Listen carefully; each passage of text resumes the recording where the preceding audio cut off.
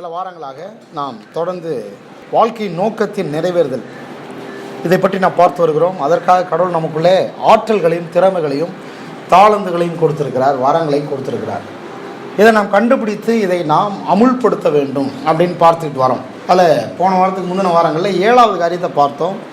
தொடர்ச்சியாக இந்த வரம் ஆற்றலை நாம் இடைவெளி விடாமல் உபயோகப்படுத்தி கொண்டே இருக்க வேண்டும் என்று நாம் பார்த்தோம். நல்லா கவனிங்க, இதுதான் வெற்றிக்கான வழி, இதுதான் செழிப்புக்கான வழி. கடவுள் நம்ம கூட இருக்கிறாரு. கடவுள் எப்படி நம்மளை ஆசீர்வதிப்பார்?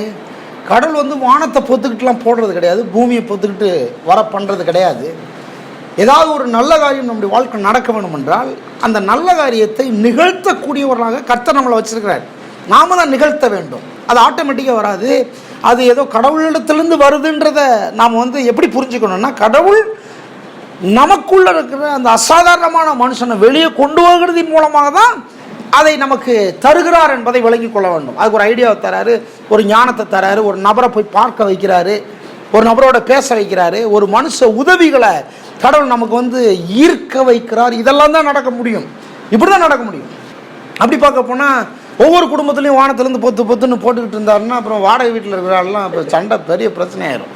கடவுள் அப்படி பண்ணுறதே கிடையாது, யாருக்கும் அப்படி பண்ணுறது இல்லை. பைபிள் அப்படிலாம் பண்ணலை. ஆனால் என்ன பண்ணுறாருன்னா, அந்த உள்ள இருக்கிற உங்களை வெளியே கொண்டு வருகிறார், உள்ள இருக்கிற அந்த அசாதாரணமான நபரை வெளியே கொண்டு வருகிறார். அப்போது அதனால தான் ஒரு நம்பிக்கை நமக்கு வேணும். என்னென்னா, நான் எனக்குள்ள ரொம்ப அசாதாரணமான நபராக இருக்கிறேன், நான் வல்லமையான நபராக இருக்கிறேன், நான் சக்தி வாய்ந்த நபராக இருக்கிறேன், நான் இந்த கண்ணாடியில் பார்க்குற ஆள் கிடையாது, இதுக்கு உள்ளே இன்னொரு வேற மனுஷனை கடவுள் வைத்திருக்கிறார். அந்த மனுஷன் யாருன்னா, ஆற்றல்கள், திறமைகள், வரங்கள், தாளந்துகள் உள்ள மனுஷன். அதை வச்சு தான் நான் சக்ஸஸ் பண்ண முடியும், அதை வச்சு தான் நான் ஜெயிக்க முடியும், அதை வச்சு தான் நான் சாதிக்க முடியும், அதை வச்சு தான் நான் செழிப்பையும் வளமையும் வெற்றியையும் வாழ்வையும் நான் ஈர்க்க முடியும் என்கிற சத்தியத்தை மக்களுக்கு கொண்டு போய் சேர்க்கக்கூடாது. அப்படி பிசாசு தடை பண்ணுறான், இதை தான் கேட்க விடாமல் பண்ணுறான். இது காதில் விழுந்துருச்சுன்னா நீங்கள் நல்ல அற்புதமான மனுஷனா வெளியே வந்துடுவீங்கன்னு பிசாசுக்கு நல்லா தெரியுங்க. அதனால தான் அவன் இது கேட்கக்கூடாமல் பண்ணுறான். எப்படியாவது சில தடைகளை கொண்டு வரான், சில சூழ்நிலைகளை கொண்டு வரான், ஒரு விதமான சோர்வுகளை கொண்டு வரான். அப்படி பின்வாங்க மக்கள் ஆரம்பிக்கிறார்கள். நான் சொல்கிறேன், இந்த வரம், ஆற்றல், தாழ்ந்து திறமை இது உள்ளே இருக்குது. இதை கண்டுபிடிக்கணும். எப்படி நாம் மறுபடியும் சொல்கிறேன், எப்படி நாம் என் வாழ்க்கைக்குன்னு ஒரு பெரிய நோக்கம் இருக்குன்னு நம்புகிறோமோ, அந்த நோக்கத்தை நிறைவேறுதலுக்காக எனக்குள்ள ஆற்றலையும் தாளந்துகளையும் திறமைகளையும் வரங்களையும் அதற்கேற்ற மனுஷ தயவுகளையும் அதற்கேற்ற சபையையும் அதற்கேற்ற ஊக்குவிப்பையும் உற்சாகத்தையும் கர்த்தர் எனக்காக வைத்திருக்கிறார் என்பதையும் நாம் நம்ப வேண்டும். நம்ம வாழ்க்கை இப்போ நம்பிக்கையில தான் இருக்குது. நம்பணும், விசுவாசிக்கணும். கர்த்தர் என் கூட இருக்கிறார், விசுவாசிக்கணும். கர்த்தர் எனக்காக யாவையும் செய்வார், விசுவாசிக்கணும். எப்படி செய்வார்? கர்த்தர் மனுஷ தயவை ஏற்படுத்துவார், பொருளாதார ஆசீர்வாதங்களை தருவார், ஒரு ஒரு வாய்ப்பை உண்டாக்குவார். ஒரு நபர் திடீர்னு வருவாங்க. உங்களுடைய தேவையை கர்த்தர் முன்கூட்டி அறிந்து அதை பூர்த்தி செய்வதற்கு எல்லாவற்றையும் மிகச் சரியாய் அவர் செய்து வைத்திருக்கிறார். அது அந்தந்த காலத்தில் கரெக்டா நம்மை சேரும் என்று நம்ப வேண்டும். சொல்லுங்க, நம்ப வேண்டும். பக்கத்துக்கு எப்படி சொல்லுங்க, நம்ப வேண்டும். அதுதான் நம்புங்க. ரொம்ப யோசிக்க வேணாம், ஐயோ அப்படி ஆயிருமோ இப்படி ஆயிருமோ. இல்லை, எப்படியும் ஆகாது. நம்ப வேண்டும்.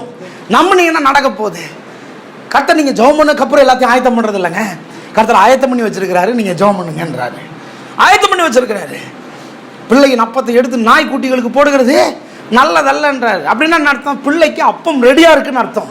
அப்பம் ஆல்ரெடி ஆயத்தமாக இருக்குது. சொல்லுங்க, அப்பம் ஆல்ரெடி ஆயத்தமாக இருக்குது.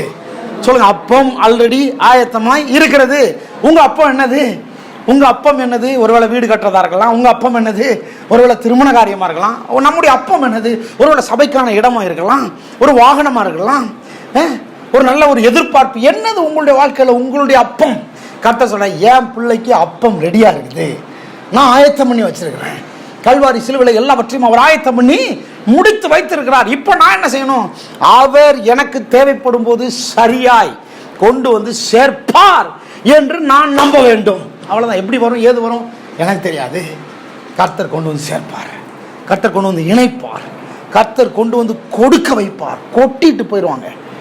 அது எப்படின்னு ஒரு பெரிய ஆச்சரியப்படுகிற அளவுக்கு கர்த்தர் செய்ய வல்லவராய் இருக்கிறார். நாம் என்ன செய்யணும்? நாம் இந்த வரத்தை, ஆற்றலை கண்டுபிடிச்சு அதை பயன்படுத்தி கொண்டே இருக்க வேண்டும். 8வது காரியம். இந்த 8வது காரியத்துக்குள்ளே போக முடிய மாட்டேங்குது. ஏதாவது சில டிஸ்டர்பன்ஸ் வந்துக்கிட்டே இருக்குது. 8ஆவது காரியத்தை இன்னைக்கு பார்த்துருவோம், டைம் இருக்குது. உங்கள் வரம், உங்கள் ஆற்றம் வெளியே வந்தே ஆக வேண்டும். 7வது காரியத்தில் சொன்னேன், இதை இடைவிடாமல் பயன்படுத்தி கொண்டே இருக்க வேணும். இதை தீமோத்தேயு கிட்ட பவுல் சொல்றாரு, இடைவிடாமல் பயன்படுத்தி கொண்டே இரு. உன் மேல மூப்பர்கள்லாம் தலையில கை வச்சு ஜபிக்கும் போது ஒரு ஒரு ஒரு ஒரு அனல் உனக்குள்ள உண்டானுச்சே, ஒரு வரம் இருக்குன்னு கண்டுபிடிச்சியே, அந்த அபிஷேகத்தை நீ அனல் மூட்டி எழுப்பி விட்டு கொண்டே இரு. எழுப்பி விடுன்றது ஆக்சுவலாக என்ன சொல்லுதுன்னா, எழுப்பி விட்டு கொண்டே இரு. அதை பற்றி பற்ற வைத்து கொண்டே இரு. அது எரிந்து கொண்டே இருக்கட்டும். நிறைய பேருக்கு டக்குன்னு எரியுது, அப்புறம் அமைஞ்சிருது. கோயிலுக்கு வரும்போதுதான் எரியும் சிலர்கள்லாம், அப்புறம் வீட்டுக்கு போனோன்னா புஷ்ஷுன்னு ஆயிடுது. இப்படி இருக்கக்கூடாது. பற்றி எரிந்து கொண்டே இருக்க வேண்டும். ஒரு ஸ்பிரிட் உங்களுக்குள்ள அந்த பற்றி எரிந்து கொண்டே இருக்க வேண்டும். ஞாயிற்றுக்கிழமை மட்டும் இல்லை, எப்போதும் அந்த அந்த வரம், அந்த அனல், அந்த அபிஷேகம், அந்த ஆவி, அந்த தெளிவு, அந்த அர்ப்பணிப்பு பற்றி எரிந்து கொண்டே இருக்கவும். இதுதான் 7ஆவதுல பார்த்தோம். 8ஆவதுல என்ன தெரியுமா, அதை வெளியே கொண்டு வருவதற்கு எப்போதுமே ஒரு அழுத்தத்தை, ஒரு ஆசையை, ஒரு தீராத ஏக்கத்தை, ஒரு நேர்மறையான வெறியை உடையவர்களாக எப்போதுமே இருக்க வேண்டும். ஒரு ஒரு ஒரு அழுத்தம், அதான் நான் சொல்ல விரும்புகிறேன். ஒரு அழுத்தம் உங்கள் மேல் இருந்து கொண்டே இருக்க வேண்டும். எதுக்கு அந்த வரம், அந்த ஆற்றல், அந்த தாளந்து, அந்த திறமை வெளியே வருவதற்கு ஏற்ற ஒரு அழுத்தம். ஹலோ, நான் சொல்றது நீங்கள் கண்டுபிடிக்க வேண்டிய மிக முக்கியமான ஒன்று. அதை செய்து கொண்டே இருக்க வேண்டும். எதை? சும்மா தூங்கி எழுந்துச்சு சாப்பிட்டு வேலைக்கு, அதை பற்றி பேசல நான். அதையும் தாண்டி உங்களுக்குள்ள இருக்கிற ஒரு மேலான நபர், ஒரு அசாதாரணமான நபர். நீங்கள் யார்? கண்டுபிடிக்கப்பட வேண்டிய அந்த நபர், அந்த வரம், அந்த ஆற்றல், அந்த தாளம், அந்த திறமை, அந்த வரம், அதில் ஒரு அழுத்தம், அதை வெளியே கொண்டு வரணுன்ற அழுத்தம். எப்படி சொல்றது? ஞாயிற்றுக்கிழமை கோயிலுக்கு போனால் பாஸ்டர் தான் பேசுவார், என்ன பண்றது, கேட்டுதான் ஆகணும் அப்படின்னு ஒரு அழுத்தம் இருக்குல்ல, அதுதான் அந்த அழுத்தம். இதை கேட்டுக்கிட்டே இருக்கணும். உங்களுக்குள்ள இருக்கிற அந்த அசாதாரணமான நபரை வெளியே கொண்டு வருவதற்கு ஒரு அழுத்தம். புரியுதா? அந்த அழுத்தம், ஒரு ஆசை, அதன் மேல ஒரு ஆசை, அதன் மேல ஒரு தீராத ஏக்கம், ஒரு நேர்மறையான வெறி, எப்போதும் அந்த உணர்வு. எனக்குள்ள இருக்கிற அந்த நபரை வெளியே கொண்டு வரணும். அதை விடக்கூடாது. ஒருவேளை எழுத்தாளனா எழுதிக்கிட்டே இருக்கணும், விடக்கூடாது. தூக்கத்தை ஒதுக்கி வைக்கணும், சோம்பேறித்தனத்தை ஒதுக்கி வைக்கணும், ஃப்ரெண்ட்ஸோட இருக்கிறத ஒதுக்கி வைக்கணும். எழுதணும், படிக்கணும், பாடணும். என்ன வரும்? பேய் ஓட்டணுமா? பேய் ஓட்டணும். வேற என்ன வரம் உங்களுக்குள்ள இருக்குது? சமைக்கிறீங்களா? அதை இன்னும் ஸ்பெஷல் ஆக்குவது. வேற என்ன இருக்கு? ஏன்னா அதுக்குள்ளதான் உங்களுக்கான பணம் இருக்கிறது, அதுக்குள்ளதான் உங்களுக்கான வெற்றி இருக்கிறது, அதுக்குள்ளதான் உங்களுக்கான கௌரவம் இருக்கிறது, அதுக்குள்ளதான் உங்களுக்கான அவார்டு இருக்கிறது. ஹலோ, சினிமா துறையெல்லாம் எடுத்து பாருங்க. 50 வயசுல 55 வயசுல அவன் ஆடுற ஆட்டத்தை பார்த்தீங்கன்னா அவனுக்கு 50 வயசானே தெரிய மாட்டேங்குது. சொன்னாங்க 50 வயசுங்க அவருக்கு, இப்படி ஆடுறாரு. ஏன்னா ப்ராக்டிஸ்லேயே வச்சுருக்காங்க. என்ன பண்ணுறாங்க? ப்ராக்டிஸ்லேயே வச்சுருக்காங்க. 80 வயசில் ஒரு டீச்சர் அப்படி டீச் பண்ணுறாரு. ஏன்? ப்ராக்டிஸ்லேயே வச்சுருக்கிறாரு. ஏன்னா அவருக்கு ஒரு அழுத்தம். அவரை யாரும் தூண்டி விடுறதுக்கு யாரும் இல்லை. நமக்கெல்லாம் தூண்டி விடுறதுக்கு ஆள் இருந்தால் தான் நம்ம அப்படியே சல்லன்னு எந்திக்கிறது. இந்த அலை மாதிரி அப்படியே என்னவோ ஊரே கவுத்துற மாதிரி எந்திக்கும் அலை. அப்புறம் பார்த்து சங்கின்னு கீழே போயிட்டு அப்படி எல்லாத்தையும் தொட்டுட்டு திரும்ப வீட்டுக்கு போயிடும். இந்த மாதிரி இருக்கக்கூடாது. எலும்புனா வாரிட்டு வந்துடணும் இயேசு நாமத்தில். எத்தனை பேர் ஆமென் சொல்கிறீங்க? அந்த ஒரு அழுத்தம். அதனால தான் கௌரவப்படுத்தப்படுறாங்க, அதனால தான் உயர்வு, அதனால தான் மேன்மைக்கு வராங்க, அதனால தான் வெற்றி பெறாங்க, அதனால தான் செழிக்கிறாங்க. அப்போ அதற்கான வாய்ப்பாக தான் ஒவ்வொரு நேரத்தையும் ஒவ்வொரு பொழுதையும் பயன்படுத்த முடிவு செய்ய வேண்டும். ஒன்று, நீங்கள் யாருன்னு கண்டுபிடிங்க. உங்களுக்குள்ள இருக்கிற வரம் என்னன்னு கண்டுபிடிங்க, ஆற்றல் என்னன்னு கண்டுபிடிங்க. ஒன்று இருக்குது, இல்லைன்னு சொல்ல முடியாது, இருக்குது. ஏதோ ஒன்று இருக்குது. அதுக்குள்ளதான் பணத்தை வச்சிருக்கிறாரு, அதுக்குள்ளதான் வெற்றி, அதுக்குள்ளதான் செழிப்பு, அதுக்குள்ளதான் முன்னேற்றம், அதுக்குள்ளதான் எல்லாவற்றையும் வச்சிருக்கிறார். அதுக்குள்ளதான் எல்லாத்தையும் வச்சிருக்கிறார். வேற எதுக்குள்ள இல்லை. வேற அதை நீங்க பார்க்கலன்னா நீங்க கையேந்திக்கிட்டு இருப்பீங்க. சார் எனக்கு ஒரு பைக் வேணும் சார், எனக்கு ஒரு பைக் வாங்கி கொடுங்க. இல்லை உங்களுக்கான பைக் உள்ள இருக்குது. எனக்கு ஒரு கார் வேணும் சார், எனக்கு ஒரு கார் வாங்கி. இல்லை கார் உங்களுக்குள்ள இருக்குது. அந்த வரத்துக்குள்ளே, அந்த ஆற்றலுக்குள்ளே, அந்த தாளந்துக்குள்ளே, அந்த திறமைக்குள்ளே, அந்த வரத்துக்குள்ளே தேவன் வைத்திருக்கிறார். இல்லைன்னா ஏதோ ஒரு உதவியை போய் கை நீட்டிட்டு இருப்பீங்க.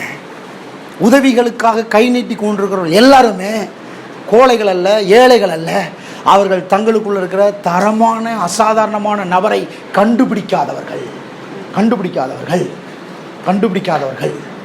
எத்தனை பேர் என்னோட ஆமேன் சொல்றீங்க? இருக்கிறீங்களா? ஆமேன், அல்லேலூயா.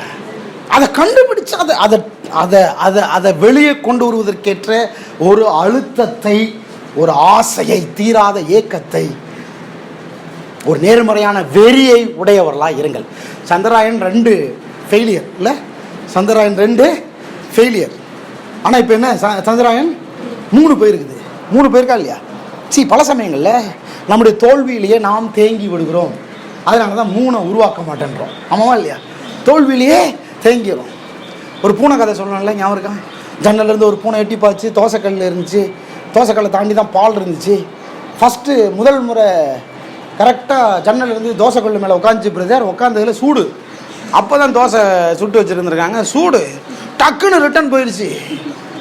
ஐயோ இன்னைக்கு நல்ல நாள் கிடையாது போட்டிருக்கு, நமக்கு சூடு போட்டுருச்சுன்னு போயிடுச்சு.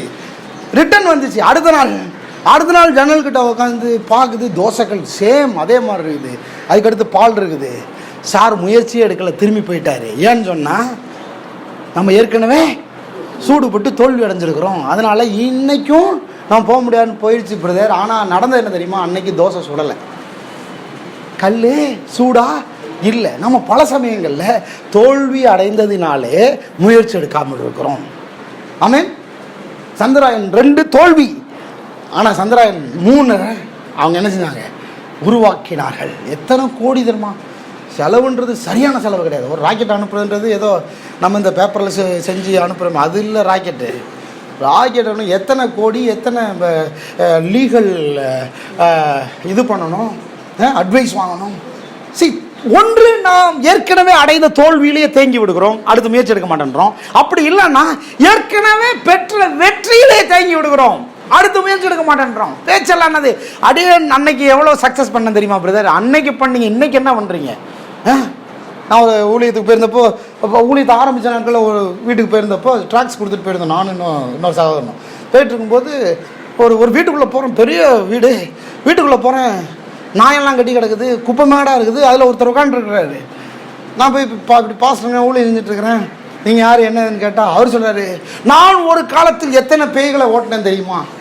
ஒரு காலத்தில் எத்தனை ஊழியங்களை செய்தேன் தெரியுமா? நான் கேட்டேன், இப்போ என்ன சார் பண்ணுறீங்க? இப்போ எல்லாம் ஒன்றும் இல்லாமல் போச்சு, இல்லை நாய்களோட நாய் வியாபாரம் பண்ணிகிட்டு இருக்கேன்னாரு. அப்புறம் அவரை தூசி தட்டி எழுப்பி கொண்டு வந்து என் ரூமில் தங்க வச்சு, அப்புறம் ஒரு சில ஊழியங்களை ஏற்படுத்தி கொடுத்தோம். அம்மாவுக்குலாம் தெரியுமான்னு தெரியல.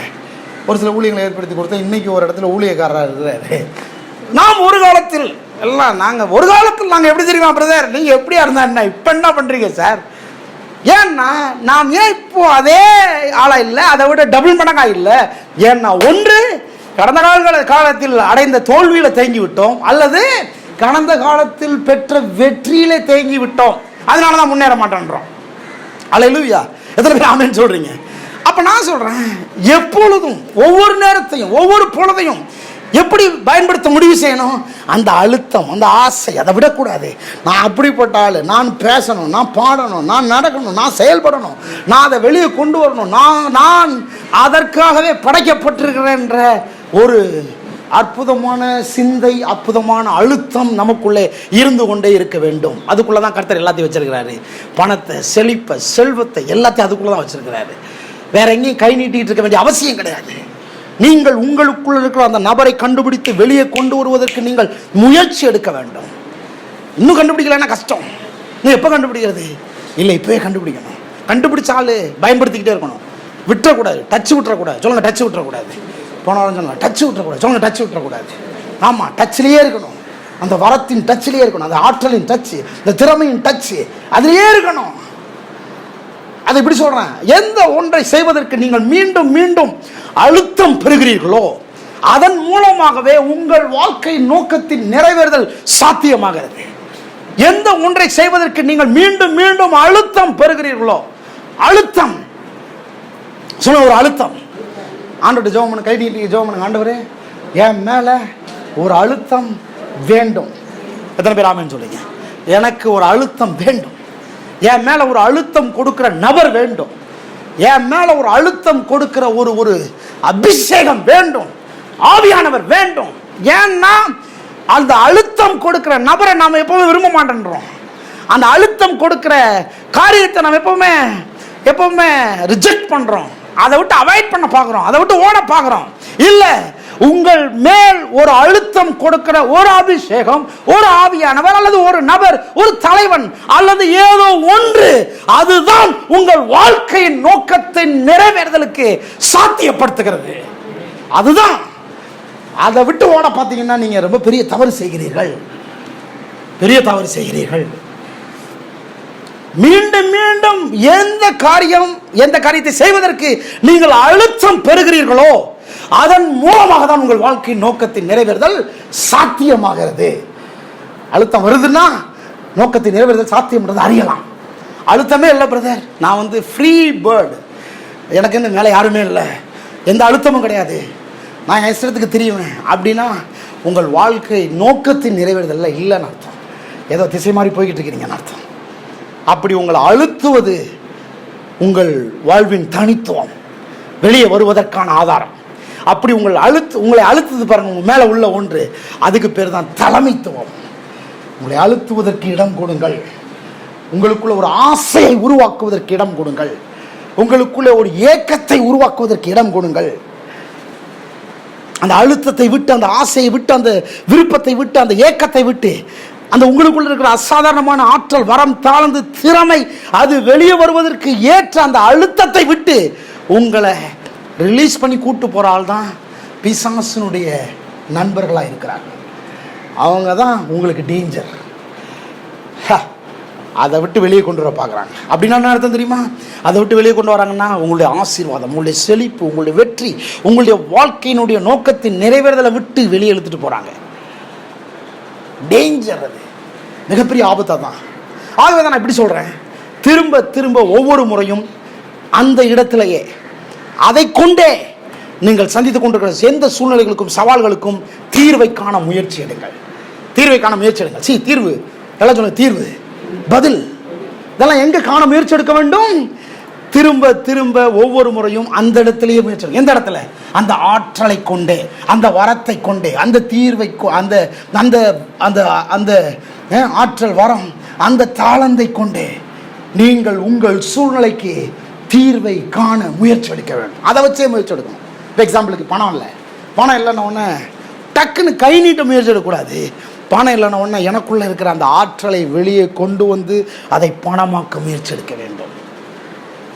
அந்த திறமையை வெளியே கொண்டு வந்து, அந்த வரத்தை கொண்டு வந்து, அந்த பதிலை, தீர்வை, அந்த முடிவை, அந்த காரியத்தை வெளியே கொண்டு வர முயற்சி எடுக்க வேண்டும். அங்கேயே தீர்வை காண முயற்சி எடுக்க வேண்டும். திரும்ப திரும்ப அங்கே போக வேண்டும். எங்கே? திரும்ப திரும்ப ஆற்றல் கிட்டே போக வேண்டும். திரும்ப திரும்ப வரத்துக்கிட்டே போக வேண்டும். திரும்ப திரும்ப அந்த தாளந்து கிட்டே போக வேண்டும். திரும்ப திரும்ப அங்கே தான் போகணும். வேற எங்கேயும் போகக்கூடாது. வேற எங்கேயும் போகக்கூடாது. கடைசி நிமிஷம் வரைக்கும் நான் சொல்றேன், அங்கதான் முயற்சி எடுக்கணும். அதை வச்சுதான் முயற்சி எடுக்கணும். அதை வச்சுதான் நீங்க முயற்சி எடுக்கணும். இல்லைன்னா கௌரவ குறைச்சல், இல்லைன்னா நீங்க உங்களை தரம் தாழ்த்தி எடை போடுறீங்க, இல்லைன்னா மற்றவர்களுக்கு முன்பாக நீங்கள் தலை குனிய போறீங்க. நீங்கள் உங்கள் தேவைகளை சந்திக்க, உங்கள் உங்கள் உங்கள் சூழ்நிலைகளை மாற்ற, உங்கள் சவால்களுக்கு தீர்வை காண மீண்டும் மீண்டும் மீண்டும் மீண்டும் திரும்ப திரும்ப உங்கள் ஆற்றல் மூலமாக, வரம் மூலமாக, தாளந்து மூலமாகவே தீர்வை காண முயலுங்கள், முயற்சி எடுங்கள். எத்தனை பேரோட ஆமென் சொல்லுங்க. அங்கேயே திரும்புங்க, அங்கேயே திரும்புங்க. இல்லைங்க சொந்தக்காரரை இனிமேல் நாடாதீர்கள். இல்லைங்க அவங்கள நாடாதீர்கள். இல்லைங்க எனக்கு ஒரு சோர்ஸ் அவங்க தான். இல்லை, உங்கள் சோர்ஸ் உங்களுக்குள்ளே இருக்கிறது. எத்தனை பேர் ஆமென் சொல்றீங்க? சொல்லுங்க, என்னுடைய சோர்ஸ் எனக்குள்ளே இருக்கிறது. நான் எனக்குள்ளே இருக்கிறேன். வெல்தி பர்சன் எனக்குள்ளே இருக்கிறேன். நான் மிக செழிப்பான நபர் எனக்குள்ளே வைக்கப்பட்டிருக்கிறது. நான் பாடுனா லட்சங்கள் என்னை தேடி வரும். நான் பிரசங்கித்தால் வீடு வாசல் கார் பங்களா தேடி வரும். அப்போ நான் என்ன பண்ணணும்? ஏன்னா நான் அதை கண்டுபிடிச்சு அதை வேல்யூ ஆக்கி அதை பெரிதாக்கி அதை மதித்து அதை வெளியே கொண்டு வர முயற்சி எடுக்கும் போது எனக்கு தேவையான சகலமும் அதற்குள்ளிருந்து வெளியே வர ஆரம்பிக்கும். எத்தனை பேர் என்னோட ஆமேன்னு சொல்றீங்க? அதுதான் நான் அப்படி உங்களுக்கு ஏற்கனவே சொன்னேன். உங்கள் சரீரத்தை, வெரி வெரி இம்பார்ட்டன்ட் ஸ்டேட்மெண்ட், உங்கள் சரீரத்தை வெறுமனை நடப்பதற்காக, ஓடுவதற்காக, படுப்பதற்காக, சாப்பிட்றதுக்காக, தூங்குறதுக்காக மட்டும் அசைக்காமல் உங்கள் வரம், ஆற்றல்கள், தாளந்துகள், திறமைகள் வெளியே வருவதற்கான ஒரு நோக்கமுள்ள செயல்பாடாக அசைக்க வேண்டும். வாயை திறந்தா ஒரு நோக்கமுள்ள செயல்பாடாக வாயை திறக்க வேண்டும். எத்தனை பேர் என்னோட ஆமீன் சொல்லுங்க? Praise God. சும்மா அந்த காலை நடக்கிறக்கா மட்டும் இல்லை, நீங்கள் நடக்கிறீங்கனாலே ஒரு நோக்கத்தின் நிறைவேறுதல் அங்கே இருக்க வேண்டும். ஆமென், ஹல்லேலூயா. எங்கே நடக்கிறீர்கள்ன்றது முக்கியம் இல்லை, எப்படி நடக்கிறீர்கள். உங்கள் நடையை தீர்மானிக்கிற வரம், ஆற்றல், தாளந்து, திறமை. எத்தனை பேர் என்னோட ஆமென் சொல்லுங்க? ஹல்லேலூயா, ஹல்லேலூயா. இந்த சரீரத்தை பாருங்க. இந்த சரீரம் எதுக்காக தெரியுமா? கர்த்தர் இப்படி வச்சிருக்கிறார், ஜன்னல் மாதிரி. கண்ணு, மூக்கு, வாய், கை, கால் இதெல்லாம் எப்படி வச்சிருக்காரு? உள்ள இருக்கிற அந்த அசாதாரணமான நபர் வெளியே வருவதற்கு. நான் நடக்கிறேன், நான் உட்கார்றேன், ஏன் எந்திக்கிறேன், படுக்கிறேன், சாப்பிட்றேன்னா எதுக்கு? இந்த பூமியில உயிர் வாழ்றதுக்கு இல்லை, எனக்குள்ளே தேவன் வைத்திருக்கிற அந்த அசாதாரணமான நபரை வெளியே கொண்டு வருவதற்கு. அப்பதான் நோக்கத்தை நிறைவேறுதல் என்பது சாத்தியமாகிறது. எத்தனை பேர் ஆமென் சொல்றீங்க? அதற்கென்று வாய்ப்பை தேடிக்கொண்டே இருக்க வேண்டும். அதை கண்டுபிடித்து அதை விட்டு விடாமல் அதை பயன்படுத்தி கொண்டே இருக்க வேண்டும்.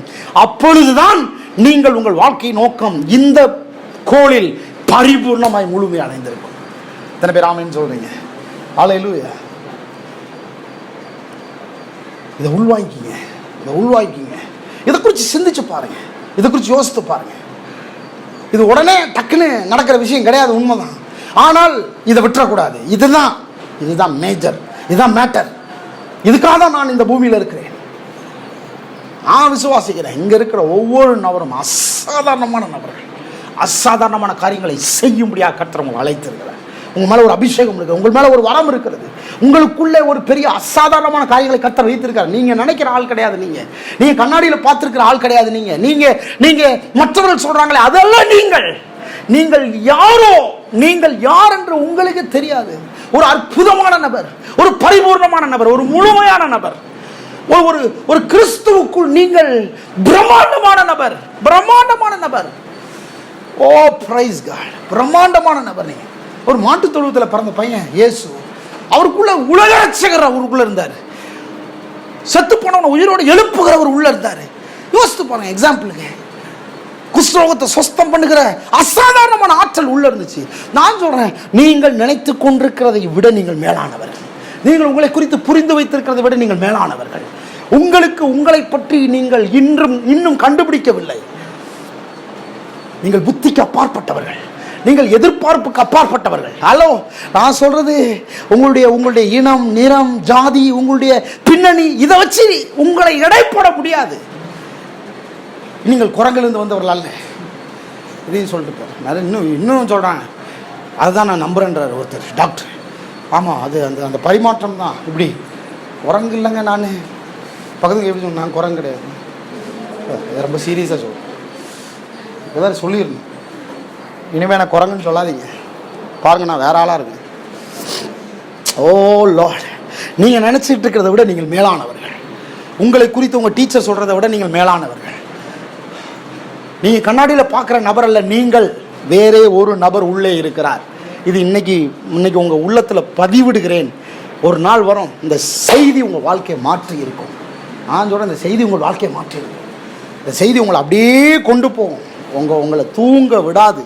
நான் சொல்கிறேன், இந்த செய்தியை கரெக்டாக கவனிச்சிங்கன்னா இந்த செய்தி உங்களை தூங்க விடாது, உங்களை வேறு ஆளாக நிறுத்தும். நீங்கள் எப்பேற்பட்ட வயசில் அதிகமானவங்களாக இருந்தாலும் பரவாயில்ல, உங்களை வேறு ஆளாக நிறுத்தும். ஏன்னா நீங்கள் கண்டுபிடிக்காத ஒரு நபர் உங்களுக்குள்ளே இருக்கிறார்.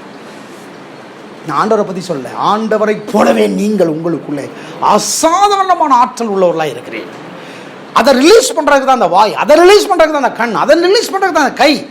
நீங்கள் தொட்டிங்கன்னா சுகமாகும்படியாக, நீங்கள் தொட்டிங்கன்னா செத்துப்போன உயிரோடு எழும்பும்படியாக. ஏங்க, இது கடவுள் நமக்கு கொடுத்துருக்கிற வரம், இது கடவுள் நமக்குள்ள வச்சிருக்கிற ஆற்றல், இது கடவுள் நமக்குள்ள வச்சிருக்கிற தாளந்து, திறமை. நீங்க எதுக்கோ போய் எதையோ ஒன்று போராடிக்கிட்டு இருக்கிறீங்க. கத்த சொல்றார், நீ அங்க போய் போராடாத, அங்க போய் அவங்கள தேடிக்கிட்டு இருக்காத, அங்க போய் பிடிக்க முயற்சி எடுக்காத, அங்க போய் உன்னுடைய தீர்வை பதிலை கண்டுபிடிக்க முயற்சி எடுக்காத. எல்லா பதில்களும், எல்லா தீர்வுகளும், எல்லா ஆசைகளும், நோக்கங்களும், விருப்பங்களும் நிறைவேறுதல் என்பது உனக்குள்ளே வைக்கப்பட்டிருக்கிறது. ஆற்றலாக, திறமையாக, வரமாக அதை ரிலீஸ் பண்ணு. அதை ரிலீஸ் பண்ணா ஆட்கள் உன்னை வந்து தேடுவாங்க. அதை ரிலீஸ் பண்ணா உனக்கு கௌரவம் கிடைக்கும். அதை ரிலீஸ் பண்ணா நீ எதிர்பார்க்கிறதை விட மேல உயர்வுக்கு, உச்சத்துக்கு உன்னை கொண்டு போய் தூக்கி நிறுத்துவார்கள். கைத்தட்டி ஒரு ஆமீன் சொல்றீங்களா? எத்தனை பேர் ஆமீன் சொல்றீங்க? ஆமீன், ஹல்லேலூயா. அதுக்கு உறுதுணையாக இருப்பது என்னது? ஆதாரமாக இருப்பது என்னது? ஓயாத பயிற்சி, விடாமுயற்சி. ஓயாத பயிற்சி, விடாமுயற்சி. இதை செய்யணும். நபரை கண்டுபிடிச்சாச்சா, எக்ஸாம்பிளுக்கு ஒரு பாசமாக டிசைன் பண்ணுறாங்களா, அது கண்டுபிடிச்சாச்சா விடக்கூடாது. அந்த துறையிலே நாம் முன்னேறி கொண்டே போக வேண்டும். அதில் ஒரு அபிஷேகம் இருக்கிறது, அதில் ஒரு அபிஷேகம் இருக்கிறது. உங்கள் மேல் ஒரு அபிஷேகம் இருக்கிறது, அதை விடக்கூடாது. அதில் நேரத்தை செலவு பண்ணணும். எப்போ நேரத்தை எப்படி செலவு பண்ண முடியும்? அதுக்கு தான் நாம் விடாமுயற்சி, ஓயாத பயிற்சி, விடாமுயற்சி. அதுக்கு தான் சாக்ரிஃபைஸ் பண்ணணும், அதுக்கு தான் பணத்தை செலவு பண்ணணும், அதுக்கு தான் நேரத்தை செலவு பண்ணணும், அதுக்கு தான் தூக்கத்தை செலவு பண்ணணும். ஹலோ, இத்தனை பேர் ஆமீன்னு சொல்றீங்க? ஓ லார்ட். டாக்டர் கலைஞரை பற்றி சொல்கிறாங்க, 3 மணி நேரம் தான் தூங்குவாங்க. ஸ்டாலின் முதலமைச்சரை பற்றி சொல்கிறாங்க, 3 மணி நேரம் தான் தூங்குவாங்க. இங்கே 3 மணி நேரம் மட்டும் தான் தூங்குறவங்க கை தூக்குங்க பார்ப்போம். 3 மணி நேரம் தான் முழிச்சிருக்கிறவங்க கை தூக்குங்க பார்ப்போம். மீதி நேரமெல்லாம். ஆனால் ஆசை என்னது? நானும் ஒரு நாள் முதலமைச்சர் ஆகும் பிரதர். பிரெயின் ஒரு நாள் சொல்கிறேன், நான் மட்டும் முதலமைச்சர் ஆனேன்னா, இல்லை ஆனேன்னான்னு சொல்லலை, நான் முதலமைச்சர் ஆகும்போது ரோடெல்லாம் இப்போ இருக்காது டேடி. பேச்சு ரொம்ப அருமையாக இருக்குது, கேட்குறதுக்கு ரொம்ப சுவாரஸ்யமாக இருக்குது. சொல்லுங்கள், இன்னும் மேலே சொல்லுங்கள். ஆனால் போய் என்ன பண்ணுறோம்? எதை ப்ராக்டிஸில் போடுறோம்? எதை விடாமுயற்சியாக, ஓயாத பயிற்சியாக வச்சுருக்கிறோம்? ஆசை இருக்குது, விருப்பம் இருக்குது பிரதர், நான் அதை பண்ணணும், இதை பண்ணணும், உலகத்தை தலைகீழ் ஆக்கணும். ஆனால் குப்பரடிக்கப்படுத்திக்கிட்டு இருக்கோம். எத்தனை பேர் ஆமேன்னு சொல்றீங்க? ஆமே. அப்போ இந்த ஓயாத பயிற்சி, விடாமுயற்சி, அதுக்கு சாக்ரிஃபைஸ் பண்ணணும். அதுக்கு கண் விழிப்பு ரொம்ப முக்கியம். தூக்கத்தை எடுத்து ஓரத்தில் வைக்கணும். அதுக்கு நேரத்தை செலவு பண்ணணும். அதுக்கான ஒரு ஒரு ஒரு வாசலை உருவாக்கணும். அதுக்கான ஒரு இடத்துல உட்காரணும். அதற்காக நீங்கள் நேரத்தை செலவிட வேண்டும், செலவிட வேண்டும். அதற்கென்று அதுக்கு பேர் தான் முதலீடு. ஒரு நேரத்தை முதலீடு பண்ணணும், கொஞ்சம் பணத்தை முதலீடு பண்ணணும், கொஞ்சம் சிந்திக்க முதலீடு பண்ணணும். சில நட்புகளை தவிர்க்க வேண்டியது இருக்கும், சிலதை விட்டு வெளியே வர வேண்டியது இருக்கும். வெளியே வந்துதான் ஆகணும், வேற வழி இல்லை. ஏன்னா நோக்கத்தின் நிறைவேறுதல் என்பது பிரமிக்க வைக்கும். யாரெல்லாம் ஒதுக்குறாங்களோ அவங்கெல்லாம் அவங்கள கண்டு ஆச்சரியப்படுவது என்பது எப்போ நடக்கும்? இந்த மாதிரி சில காரியங்கள். எத்தனை பேர் ஆமீன்னு சொல்றீங்க? பவுல் அதுதான் சொல்றாரு, என்னை பலப்படுத்துகிற கிறிஸ்துவினாலே நான் எல்லாவற்றையும் செய்ய எனக்கு பலன் உண்டு. என்ன சொல்றாரு பார்த்தீங்களா? இது சிலது மட்டும் இல்லை, எல்லாத்தையும் செய்ய எனக்கு பலன் உண்டு. சொல்லுங்க, எல்லாத்தையும் செய்ய எனக்கு பலன்.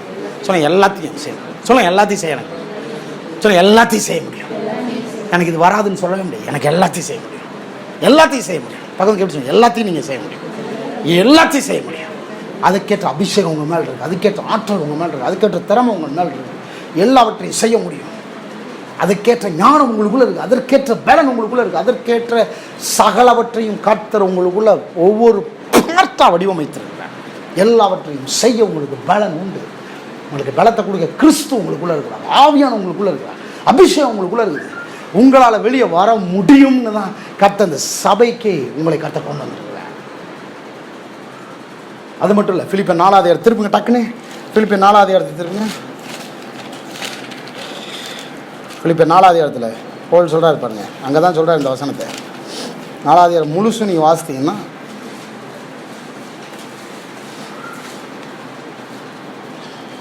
எனக்கு பிரியமும் வாஞ்சியுமான சகோதரரே, எனக்கு சந்தோஷமும் கிரீடமுமானவர்களே, இந்த மாதிரி பேசுகிறாரு பாருங்க.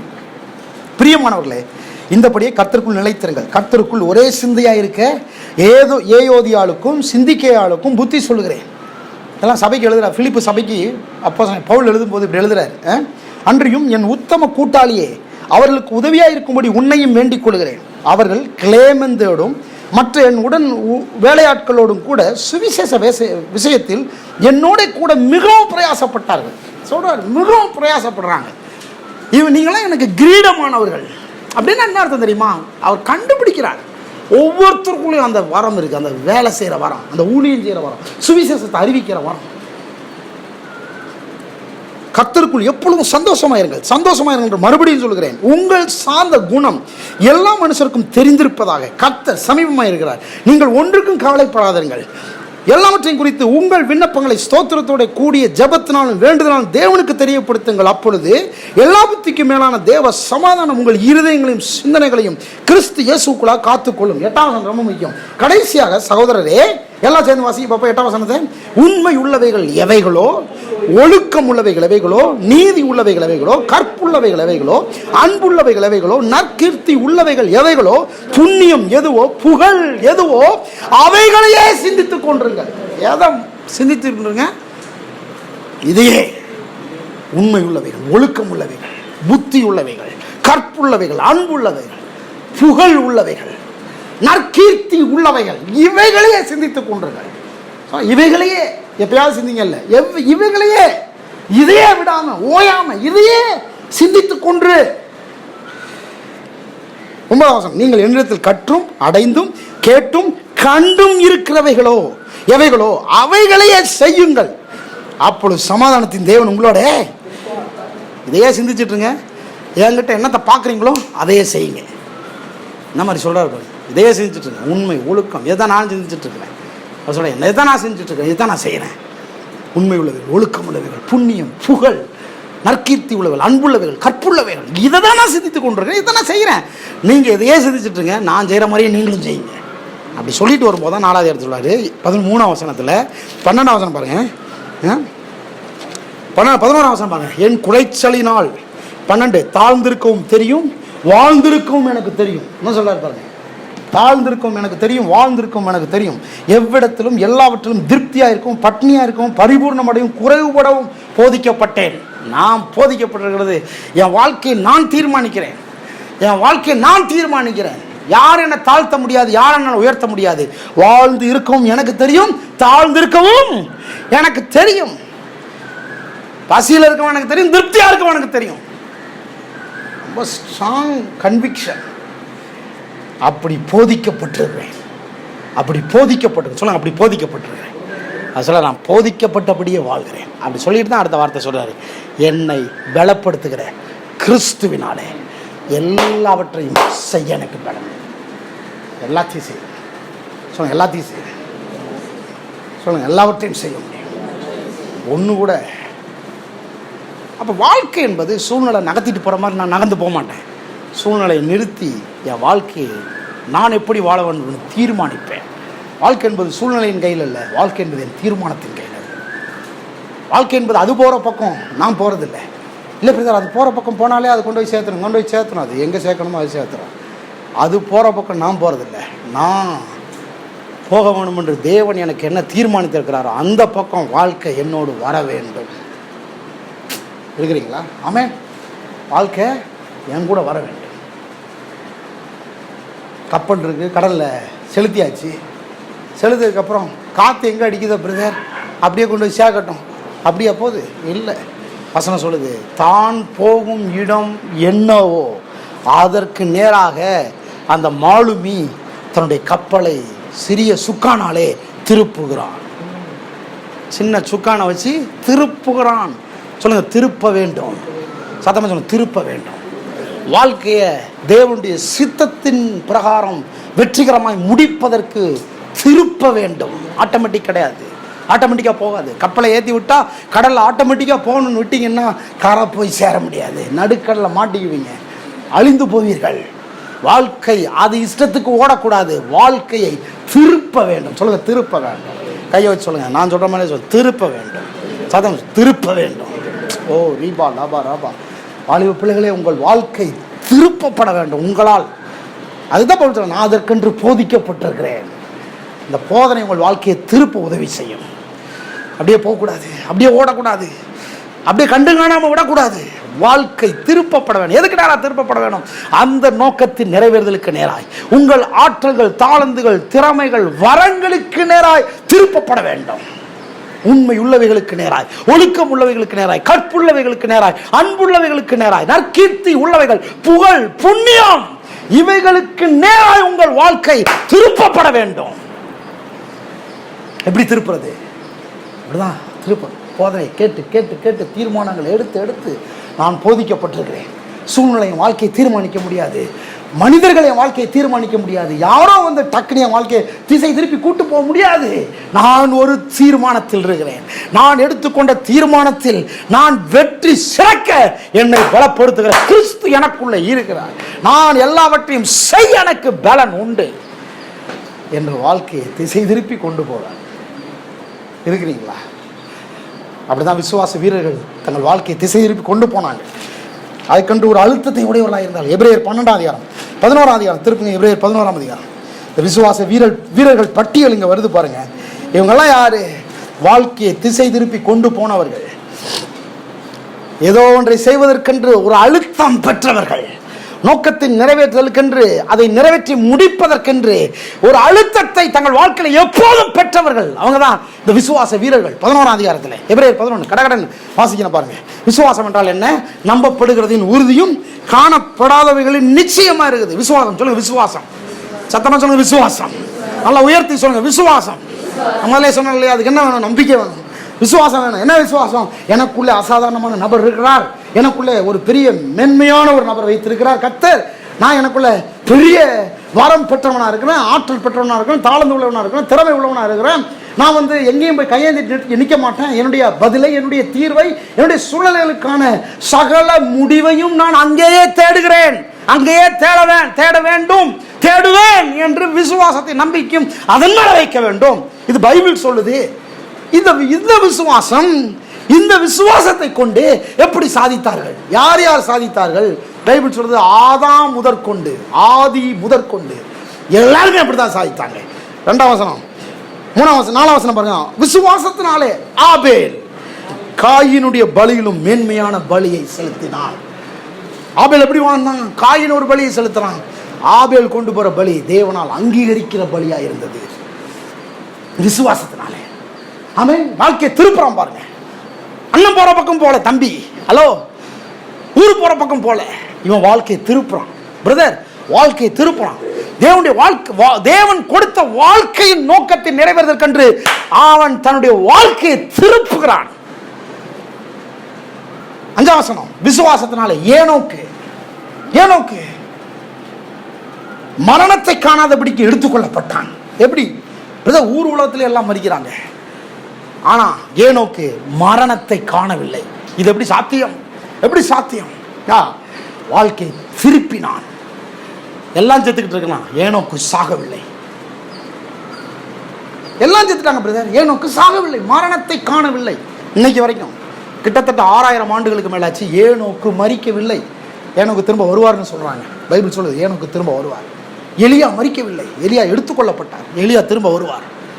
இதெல்லாம் கதை இல்லை, ஹிஸ்டரி இல்லை, இது வந்து நடந்த விஷயம். அப்ப ஏனோக்கு எப்படி மரணத்தை காணவில்லை? விசுவாசத்தினாலே. எப்படி மரணத்தை காணவில்லை? ஊர் உலகத்தை எல்லாமே மறிச்சிட்டாங்களே, ஏனோக்கு மட்டும் ஏன் மறிக்கவில்லை?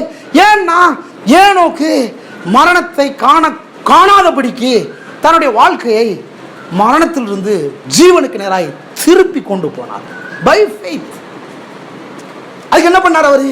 வேதம் சொல்லுது ஏனோக்கு மரணத்தை காணல, அவன் வந்து எடுத்துக்கொள்ளப்பட்டான், அவன் காணப்படாமற் போனான். அவன் தேவனுக்கு பிரியமானவன் என்று அவன் எடுத்துக்கொள்ளப்படுவதற்கு முன்பே சாட்சி பெற்றான். அவன் மரணத்தை காணாமல் இருப்பதற்கு என்ன பண்ணான்? ஆதியாகமத்தில் சொல்லப்பட்டிருக்குது, அவன் தேவனோட சஞ்சரித்தான், தேவனோட நடந்தான்.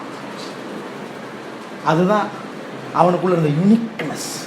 அதுக்குத்தான் அவன் ஒவ்வொரு முறையும் அழுத்தப்பட்டான். அதை செய்யும்படிக்குத்தான் அவனுக்குள்ளே ஒரு ஆசை, விருப்பம், ஏக்கம் உண்டானது. அதுதான் அவன். அதுதான் அவன். அவன் மரணத்தை காணவில்லை. வாழ்க்கையை திருப்புறாங்க பாருங்க. ஹலோ, வாழ்க்கையை திருப்ப வேண்டும். வாழ்க்கை போற பக்கம் போகக்கூடாது, சூழ்நிலை சொல்ற பக்கம் போகக்கூடாது, உலகம் சொல்ற பக்கம் போகக்கூடாது. ஏன்னா காலத்தில் எல்லாரும் அக்கிரமத்தில் இருக்காங்க, பாவத்தில் இருக்கிறாங்க, தேவ சித்தத்தை அறியாமல் இருக்கிறாங்க. ஆனால் ஏனோக்கு ஒருவன் தேவனோடு சஞ்சரித்தான். எப்படி பாசிபிள்? உலகமே ஒரு மாதிரி போய்கிட்டு இருக்கும்போது அவன் எப்படி தேவனோடு சஞ்சரித்தான்? அதுதான் ஏனோக்கு. அப்படிதான் உங்களுக்குள்ள ஆற்றல், வரம், அபிஷேகம் கொடுக்கப்பட்டிருக்கிறது. மொத்தமாக எல்லாரையும் சேர்ந்து போகிறதில்லை. ஊர் உலகம் எங்கே போனாலும் நானும் போவேன் அப்படி இல்லை. எனக்குள்ள ஒரு தனித்துவம், என்னை அழுத்துகிற ஒரு தலைமைத்துவம்.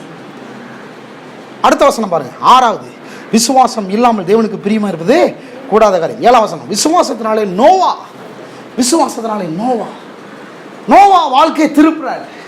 எப்படி திருப்புறாரு? கர்த்தர் சொன்னாரு, உலகம் அழிய போகுது, அழிக்க போறேன், எல்லாம் பாவம் அக்கிரமத்தினால உலகமே நிரம்பி கிடக்குது, நான் அழிக்க போறேன், ஒரு பேழையை கட்டு, நான் சொல்ற மாதிரி செய்.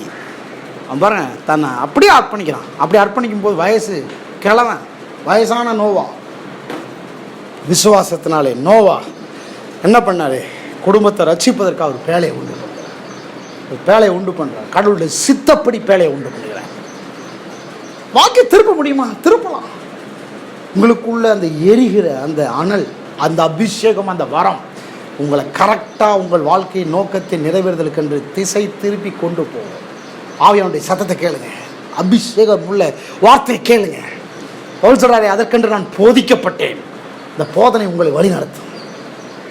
திசை மாதிரி போகக்கூடாது, வாழ்க்கை போகிற பக்கம் போகக்கூடாது, சூழ்நிலை இழுத்துட்டு போகிற பக்கம் போகக்கூடாது, இல்லையா? 8ஆம் வசனம். விசுவாசத்தினாலே ஆபிரகாம், வசனம் சொல்லுது, வசனம் சொல்லுது, தான் போகிற இடம் இன்னதென்று அறியாமல் தேவன் அழைத்த போது அவன் கீழ்ப்படிந்து போனான். ஆண்டவர் எங்க போக சொல்றாருன்னு அவனுக்கு தெரியாது. தெரிஞ்ச இடத்துக்கு போச்சோன்னா நம்ம போவோம், தெரியாத இடத்துக்கு போச்சோன்னா ஆபிரகாம் தெரியாத இடத்துக்கு, தேவனுக்கு மட்டுமே தெரிந்த இடத்துக்கு கிளம்பி போனான். ஆபிரகாமோட அடுத்து சாராள் கிளம்பி போறான். அதுக்கப்புறம் ஈசாக்கு கிளம்பி போறான். ஈசாக்கை கர்த்தர் தராங்க.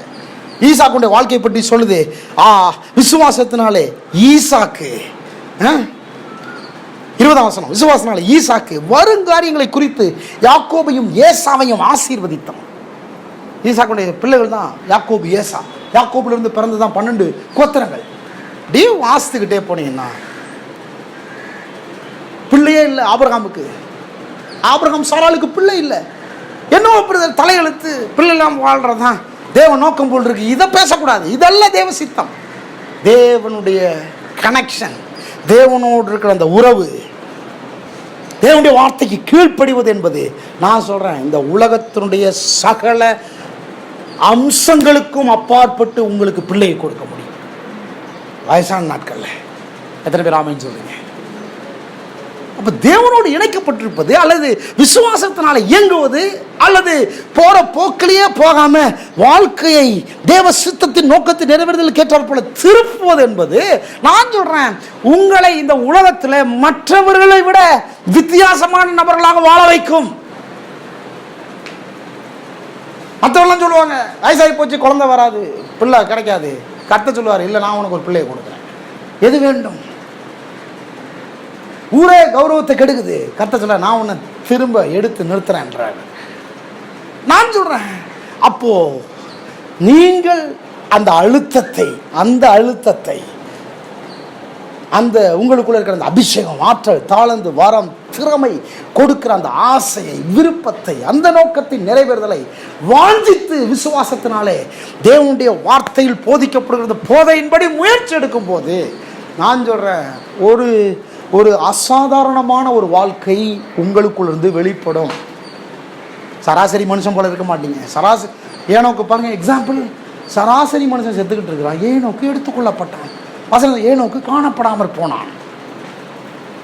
எலியா எடுத்துக்கொள்ளப்பட்டார், எலியா காணப்படாமல் போனார். இப்படி வசனங்களை வாசித்து பார்த்தீங்கன்னா, விசுவாசத்தினால ஈசாக்கு, அப்புறம் விசுவாசத்தினால யாக்கோபு, அதுக்கடுத்து விசுவாசத்தினாலே மோசே, அதுக்கடுத்து விசுவாசத்தினாலே ஒவ்வொருவரும், கீழே வாசித்து பாருங்க 31ஆம் வசனம், விசுவாசத்தினாலே ராகாப், 32 வசனம், விசுவாசத்தினாலே கிதியோன், பாராக், சிம்சோன், எப்தா, தாவீது, சாமுவேல், சொல்லிக்கிட்டே போலாம். தானியேல் விசுவாசத்தினாலே, சாத்ராக், மேஷாக், ஆபேத்நேகோ விசுவாசத்தினாலே. எனக்கு கவனிங்க, சாத்ராக், மேஷாக், ஆபேத்நேகோ தூக்கி எரிகிற அக்கினி சூளையில போட்டாங்க. அங்க நேபுகாத்நேச்சார் சொன்ன அந்த சிலையை வணங்க மாட்டேன்றாங்க, அவரை வணங்க மாட்டேன்றாங்க. அவங்களுக்குள்ள ஒரு அக்கினி எரியுது. அவங்க சொல்றாங்க, நாங்கள் வணங்குகிற யெகோவா தேவன் தான் எங்களுடைய தெய்வம், நாங்க வணங்க மாட்டோம். நீ நிறுத்தி இருக்கிற சிலையை வணங்க மாட்டோம், நீ எதையும் வணங்க மாட்டோன்றாங்க. அப்படி வணங்கலைன்னா உத்தரவு பிறப்பிக்கிறார் ராஜா, தூக்கி எண்ணெய் கொப்பரையில போடும், 7 மடங்கு எரிகிற எண்ணெய் சூளையில தூக்கி போடுவோன்றாங்க. தூக்கி போடுன்றான். சாத்ராக், மேஷாக், ஆபேத்நேகோ தூக்கி போட்டார்கள். வாழ்க்கையை திசை திருப்புகிறார்கள். ராஜாவினுடைய இருதயத்தை திசை திருப்புகிறார்கள். உலகத்தை திசை திருப்புகிறார்கள். அருமையான தேவனுடைய பிள்ளைகளே, நீங்க ஒரு வீட்டுக்காக படைக்கப்பட்டவர்கள் அல்ல, நீங்கள் ஒரு குடும்பத்திற்காக படைக்கப்பட்டவர்கள் அல்ல, நீங்கள் ஏதோ ஒரு தெருவுக்காக படைக்கப்பட்டவர்கள் அல்ல. உங்களுக்குள்ள இருக்கிற அந்த எரிகிற அக்கினி இருக்கு பாருங்க, அந்த வரம், ஆற்றல், தாழ்ந்து, திறமன்னு சொல்றேன், அது இருக்கு பாருங்க, உலகத்தையே உங்கள் பக்கம் திருப்பும், உங்களை பார்க்க செய்யும். தூக்கி போட்டாங்க. தூக்கி போட்டால் நடந்தது என்ன தெரியுமா? ஹலோ, சாத்ராக், மேஷாக், ஆபேத்நேகோ உலாவி வராங்க. உலாவி வரும்போது 4வதும் சேர்ந்து ஒரு ஆள் சுத்துறாரு. 4வது ஒரு உருவம் தெரியுது, சுத்துறாரு. தூக்கி போட்டது 3 பேர், தூக்கி போடப்பட்டவர்கள் 3 பேர். ஆனால் உள்ள சுத்திட்டு இருக்கிறது எத்தனை பேர்? 4 பேர். நடந்தது என்ன? தூக்கி போடப்பட்டது அக்கினி சூளையில் தூக்கி போடப்பட்டாங்கல்ல, எரிகிற எண்ணெய் கொப்பரையில் தூக்கி போடப்பட்டாங்க. தூக்கி போட்டவன்லாம் கருகி செத்து போனான், தூக்கி போட்டவன் செத்து போனான். ஆனால் அவங்க 3 பேரும், வசனம் சொல்லுதுங்க, அவருடைய முடி கருகுன ஸ்மெல் கூட வரலையா.